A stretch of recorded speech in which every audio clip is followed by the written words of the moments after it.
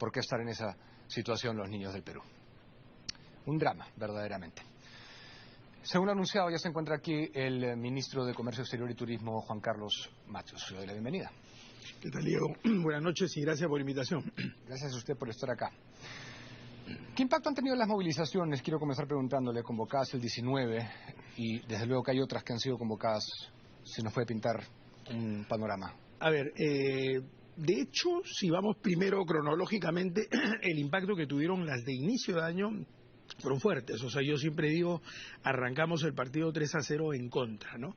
Y cuando tratamos de mirar los números en materia de turismo y comercio exterior y nos comparamos con el prepandemia, nos estamos dando cuenta lo lejanos que andamos, a pesar de que este año debe ser una recuperación moderada, hablando específicamente del sector turismo, y hay confianza que el 2024 sea un año mejor. Ahora, si hacemos la comparación de ese impacto de las manifestaciones que hubieron a principios de año con las de ahora, evidentemente el impacto ha sido mucho menor ahora. Igual, sigue siendo una amenaza porque para este sector el simple hecho de anunciar emergencia, sea sanitaria o sea de seguridad, como ha pasado en este caso, genera cancelaciones. O sea, hemos tenido que mandar mucha comunicación explicando cómo se está controlando la situación para que un turista diga no renuncie a un paquete. Y seguimos un poco con esa amenaza latente para lo que es 28 de julio, que tenemos una muy buena expectativa en términos de números y lo podemos compartir ahora, pero evidentemente es trabajar en contra de una imagen que termine estando un poco en la nebulosa, ¿no? Es decir, hay mucha resistencia a optar por un destino cuando aparecen noticias de ese tipo. Y ojo que estoy combinando dos efectos, el que me pregunta que es de las protestas y el tema sanitario, porque cuando aparece esta enfermedad Guillain-Barré, por ejemplo, el Ministerio de Salud correctamente plantea emergencia para facilitar la importación de lo que se requiere para solucionar el problema desde el punto de vista de la salud. Sin embargo, para el turismo, esa noticia afuera significa emergencia sanitaria. Yo no viajo a ese destino. Tuvimos que sacar una comunicación posterior para aclarar el término, ¿no? O sea, que no fue tanto, la del 19 no fue tanto, pero yo he visto que usted ha dado algunas cifras para las que se vienen esta semana, que la gente que se gana casi todo el año en julio y en Navidad. Sí, es correcto. Hay cancelaciones y existe el riesgo. O sea, sí, hemos tenido amenazas, evidentemente, como te digo, la reacción ha tenido que ser muy rápida de nuestro lado en transmitir información. O sea, nosotros hemos tenido un contacto permanente con el Ministerio del Interior, hemos sabido exactamente cómo han duplicado los esfuerzos para poder tener un control. Esto no ha sido gratuito, ha habido un control, ha habido un manejo correcto y la manifestación en términos generales ha sido de poco impacto. ¿Tendrá algunas cifras que nos pueda compartir en cuanto a impacto que se ha sufrido? Sí, digamos, de hecho, si lo miras en el escenario completo, antes de la pandemia, se hubiera estimado que para el 2020 recibiéramos del exterior, y hablo del exterior porque el turismo está compuesto 45% del exterior y 55% del turismo interno. Turistas, sí. No, pero voy a llegar a eso, pero yo quiero cerrar la idea del 19 y lo que se viene para esta semana, si tiene alguna cifra de impacto económico de cancelaciones, puntualmente. Inicialmente hubo una amenaza de impacto y estábamos pensando fundamentalmente el 28 de julio, no para esa fecha, que es una fecha puntual. En el 19 no hay mayormente nada que no ha tenido un impacto que haya sido, que lo podamos medir como un efecto claro de esa manifestación. Eso ha sido controlado y las comunicaciones afuera creo que dieron la tranquilidad del caso. Sin embargo, para la provisión del 28 de julio, donde existía y existe todavía una preocupación y estamos trabajando en eso, seguimos manteniendo cifras optimistas, razonablemente optimistas con todo lo que se viene trabajando afuera y considerando estas variables que juegan en contra. Si me hablas de números, yo te diría que en este 28 de julio, en este fin de semana largo, se podría movilizar 1.400.000 visitantes en general en todo el país. Turismo interno. Turismo interno, pero también acuérdate que en esa fecha viene gente del exterior sin ninguna duda. Ahí está el paquete. Ahí estamos combinando los dos y eso significa un movimiento económico de más o menos de 178 millones de dólares.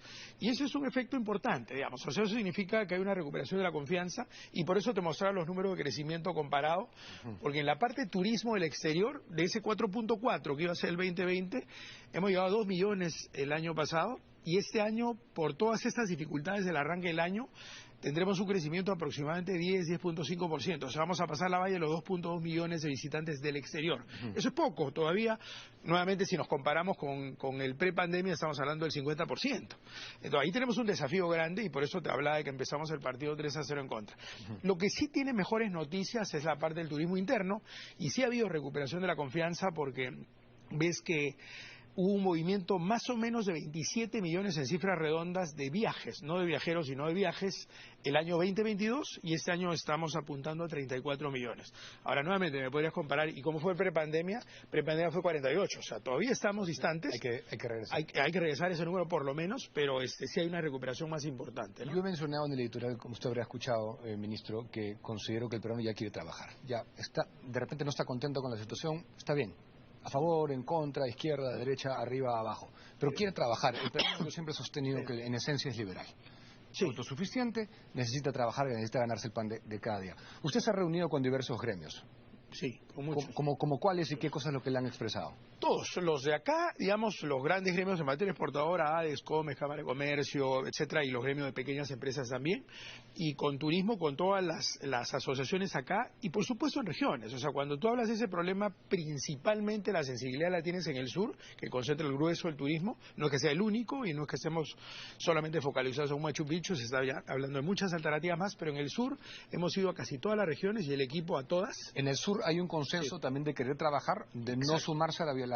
Justamente ahí quería llegar, que es validar un poco tu afirmación, porque te digo, en la mayoría de los casos el pronunciamiento era: déjennos trabajar. Un poco déjenos, como diciendo, ni siquiera intervengas, o lo otro, ayúdame. Del sur.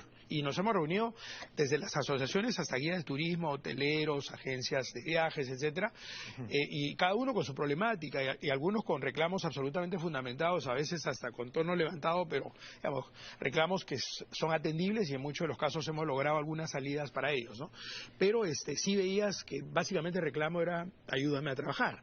Y por eso, en términos generales, creo que reciben bien a un Mincetur, porque vamos a ofrecer pues en ruta productiva exportadora, el programa de internacionalización, programa de capacitación, digamos, compradores de Brasil. O sea, vamos a darle salidas, y en materia de turismo de la misma manera, proyectos o programas que ya están funcionando, Somos Artesanía, Turismo Emprende, la campaña Visita al Sur. Entonces, sienten que vamos al menos con un esfuerzo por tratar de darle solución. No solamente por el lado de la oferta, que es importante, sino trayéndole compradores o trayéndole demanda del exterior para sus ofertas turísticas. Por lo tanto, nos reciben un poco con la expectativa de que pueden lograr con nosotros. Y ahora sí, el tema que usted había traído a colación, en términos de turistas extranjeros, en situaciones de normalidad óptimas, ¿cuántos turistas debería poder recibir el Perú anual? ¿Dónde deberíamos estar? A ver, si simplemente tomamos como referencia el prepandemia, que tendremos que superarlo en algún momento, estábamos hablando de que el 2020, si no hubiera existido pandemia, hubiéramos recibido 4.4 millones de turistas. Eso es lo que deberíamos estar.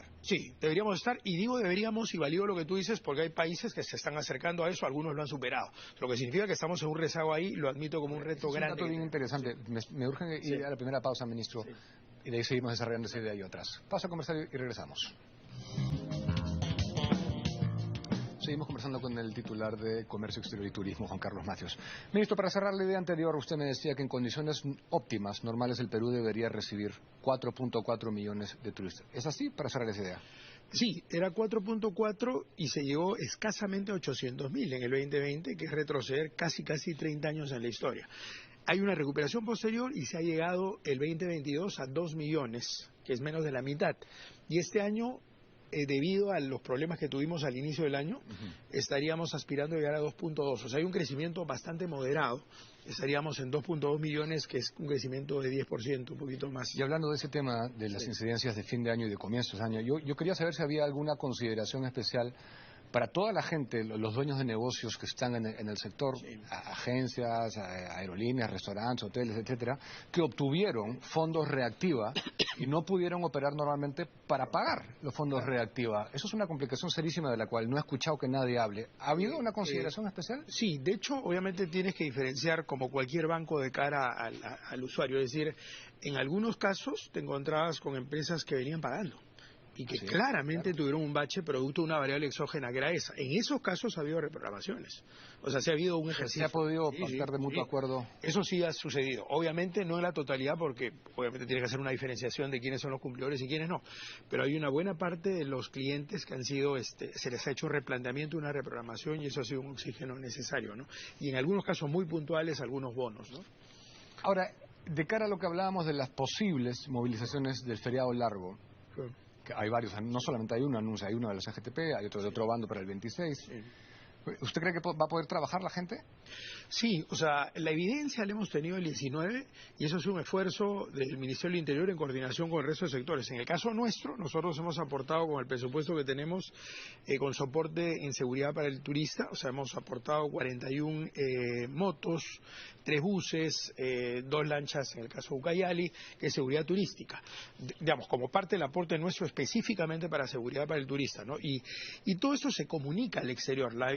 Lo que nos hace mantener el optimismo es que estas comunicaciones que agresivamente hemos mandado a todas partes del mundo han venido secundadas por lo que ha sucedido, que ha sido bastante moderada esa manifestación y no ha habido mayor daño como sí lo hubo al principio de año. Entonces tenemos una expectativa clara de que esas cifras que te mencioné de fin de mes se van a cumplir, ¿no? Algunos grupos empresariales han solicitado formalmente al gobierno que redoble las medidas de seguridad para los días del feriado largo, ¿no es verdad? Nosotros mismos convocamos después del Consejo de Ministros de la semana pasada a todos los gremios en Lima e hicimos un anuncio colectivo. Esto me acompañó el ministro de Trabajo, el ministro del Interior, el ministro de la Producción, y estuvieron la mayoría de los gremios. A efectos de garantizar la seguridad. Exacto, y de ser un comunicado conjunto, las palabritas que se repetían era tranquilidad y seguridad, ¿no?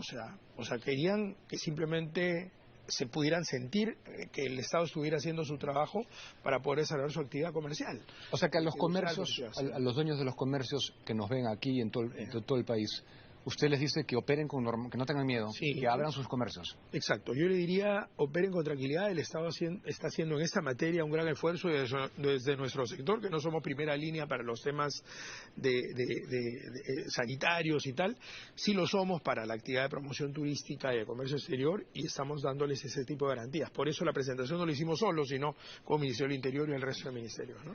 Ahora, ¿cómo convocar al turista y cómo convocar a la inversión extranjera si no está garantizada todavía la estabilidad política? Sí, a pesar de que yo repetiría lo mismo que tú acabas de decir, he estado participando en varias oportunidades en presentaciones e inversionistas de todos los sectores, no solamente para la actividad turística, sino inversores en minería, en gas, en agricultura y tal, y siguen mirando al Perú con ojos de una plaza interesante para invertir, porque pesa mucho los números macro que tú puedes mostrar que son parte de una historia de 30 años. Obviamente tú puedes decir, oye, y mira la coyuntura cómo está, estamos comenzando a hablar por primera vez en la historia después de un buen rato de posible recesión, que yo confío que al cierre de año no vamos a llegar hay algún malestar, hay una crisis política, hay una crisis social, hay una crisis económica, evidentemente, pero también hay una crisis de inseguridad profundamente. Pero de cara a la crisis política, Dina Boluarte tampoco ayuda mucho nombrando a Rosa Gutiérrez en salud y ahora último César Linares, que tiene múltiples denuncias en la Fiscalía.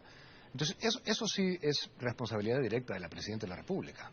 Los profesionales que trabajan en el Estado sí me parece que son un tema absolutamente clave.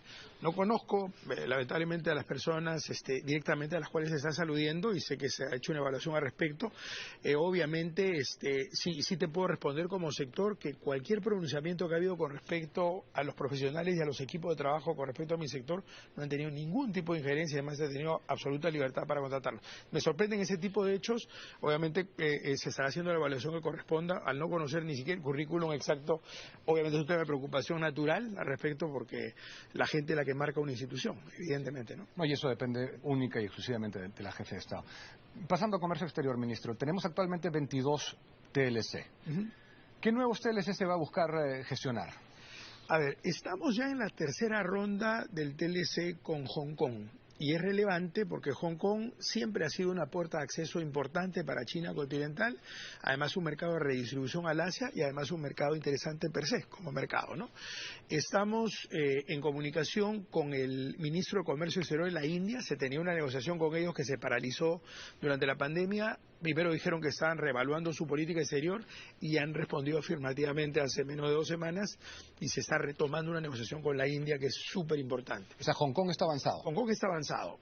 Con la India se está retomando una negociación que había arrancado antes y está formalmente reanudada. La que se separó por la pandemia, ¿no? Se separó la pandemia y después tuvieron un replanteo de su política exterior y por lo tanto hay un riesgo de que no continuaran, pero han respondido afirmativamente hace 2 semanas. Yo he hablado con el embajador acá y con el ministro de Comercio Exterior hace 3 semanas por teléfono. Eso va. Y tenemos con Indonesia también, que no ha arrancado la primera ronda, pero formalmente se aprobaron los términos de referencia y va a arrancar la negociación. Y con TLCs que tienen más antigüedad, como la China, que tiene 13 años, se está en un proceso de modernización. Ya estamos en la 5ª ronda y en modernización incorporar temas habaneros, temas de economía digital, temas de economía verde. ¿Tenemos TLC con Taiwán? No podemos tenerlo, digamos, porque no se reconoce la exclusividad con China. Sí, y por lo tanto no podemos tenerlo. Se mantienen relaciones comerciales, evidentemente, es una plaza con la que se mueven distintos productos, pero no tenemos un tratado de libre comercio. ¿Cómo va la situación con México? Con México, digamos, en lo bilateral ha seguido funcionando. Evidentemente no fue la mejor situación la postura que tuvieron con respecto a la Alianza. En cuanto a comercio no ha variado nada, cero. No, porque las acciones de promoción de comercio e inversiones que PROMPERÚ, por ejemplo, en particular maneja, incluso se intensificaron durante ese tramo, pero de manera bilateral. O sea, se trabajó con Chile, se trabajó con Colombia y se trabajó con México. Pero pierdes oportunidades por esa postura que recuperaremos el 1 de agosto, porque la lógica de la Alianza del Pacífico también es cadenas de valor pensando en terceros mercados. Entonces, ¿por qué no podemos, si somos complementarios, por ejemplo, en el agro, por tema de estacionalidad, tener una oferta conjunta de uvas con Chile y con Colombia y ofertarle al mercado chino con marca única? Ese tipo de oportunidades las perdías por esta postura más ideológica que de otro orden, ¿no? Y eso lo recuperaremos ahora. Es netamente ideológico. Sí. ¿Tenemos algo con Marruecos? No a nivel de tratado, pero sí de relaciones comerciales, digamos. Obviamente. En este momento no tenemos relaciones diplomáticas, ¿no? Pero no, o sea, relaciones diplomáticas, tengo la duda ahí en la pregunta. En materia comercial sí tenemos actividad comercial con ellos. Hay inmensas oportunidades con Marruecos, que yo creo que por el reconocimiento del gobierno de Castillo de la República Árabe Saharaui se cortaron. Trágicamente. Sí. Ojo que, digamos, en el ámbito comercial sí es un mercado con el cual se comercia, evidentemente, cuando tienes formalmente relaciones con ellos y si desarrollas tratados, eso se potencia fuertemente, como ha pasado en todos los casos anteriores, ¿no? Ahora tengo que terminar, me queda un minuto, ministro. Yo estuve la semana pasada en Paraguay, en una cumbre presidencial, y Paraguay se las trae. O sea, han sabido captar inversión como pocos. Envidiable lo que están haciendo, la verdad. ¿Ha identificado algunas potenciales oportunidades con Paraguay? Sí, o sea, ellos tienen un interés, nosotros conozco bien Paraguay en varias oportunidades, ellos tienen un interés por el lado de la carne, por ejemplo, que tiene un potencial importante para nosotros, o sea, para el mercado peruano, de cara a ellos, y nosotros tenemos algunas oportunidades, sobre todo, por ejemplo, en productos hidrobiológicos, que es un rubro de interés para ellos, algo en el rubro de confecciones y también en el mundo del turismo. Y sí hay una embajadora, por ejemplo, Milagros Castañón, que está haciendo un esfuerzo interesante, ha venido una delegación de compradores acá al Perú, están pensando incluso en zonas económicas especiales en el sur de Perú, en Hilo, para instalarse, para producir acá y vender a terceros mercados. Incluso procesar parte de sus materias primas acá para salir a mercados internacionales. Sí creo que es un mercado pequeño relativamente, pero que tiene un potencial interesante y puede servir de trampolín en ambos sentidos para salir a terceros mercados. ¿La razón del fracaso del Mercosur cree usted que es ideología? Yo creo que sí, fundamentalmente, y Perú ha sabido mantener relaciones con todos. Una de las ventajas que tiene Perú es que tiene su torta comercial bien distribuida. O sea, 22 LC, pero si tú miras el comercio en general, casi 25% de Norteamérica, 25% de Europa, un poco más de 25% ahora en Asia y el resto de América Latina. Eso es espectacular. Y con Mercosur tenemos relaciones comerciales. Y es interesante porque, por ejemplo, para las MIPES en el sur del Perú, el mercado brasilero es un mercado súper relevante y no pensando en Sao Paulo, en los productos que dan la hora, uva, arándanos, espárragos, café. Sí. Son productos que siguen siendo, somos punteros en el café orgánico, somos el número 1 en el mundo y nosotros 3 somos el número 1 del mundo. Ahora, ojo, porque son productos donde estamos creciendo en cantidad de exportación, pero vendiendo a los mismos mercados, con lo cual el precio está cayendo. Y eso explica los TLCs, estamos abriendo nuevos mercados. Tengo que terminar, me quedan 20 segundos, ministro. Quiero terminar preguntándole, ¿le parece a usted adecuado que Dina Boluarte haga lo mismo que Pedro Castillo y no brinde entrevistas exclusivas a la prensa? Yo creo que sí hay disposición, puede ser que coyunturalmente no las haya habido, pero yo creo que sí hay una voluntad para abrirse a la prensa. No creo que sea la política, no lo he escuchado jamás en gabinete que sea una postura de cierre, ¿no? Bueno. Yo creo que va a haber esa oportunidad, ¿no? Ojalá. Gracias por estar acá, ministro. La mejor de las suertes en su trabajo. Y al volver, el presidente de la Confederación Nacional de Instituciones Empresariales Privadas, CONFIEP, estará en vivo con nosotros. Así que siga con edición especial, volvemos en breve.